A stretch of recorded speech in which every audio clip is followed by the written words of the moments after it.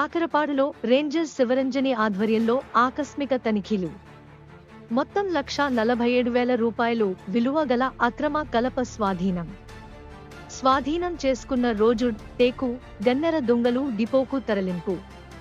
అల్లూరి జిల్లా కుయ్యూరు మండలంలోని కాకరపాడులో forest range అధికారిని శివరంజని ఆధ్వర్యంలో తమ సిబ్బందితో కలిసి మంగళవారం, బుధవారం ఆకస్మిక తనిఖీలు నిర్వహించి కొప్పుశెట్టి లోవరాజు ఇంటి వద్ద మంగళవారం 26 రోజు దుంగలు, బుధవారం 19 రోజు 5 టేకు, 20 గన్నెర ముక్కలు స్వాధీనం చేసుకున్నారు. మంగళవారం పట్టుకున్న రోజు దుంగలు విలువ 1,31,000 రూపాయలు విలువ కాగా, బుధవారం పట్టుకున్న రోజు టేకు, గన్నెర దుంగలు విలువ 16,000 రూపాయలు అని రేంజ్ అధికారిని శివరంజని తెలిపారు.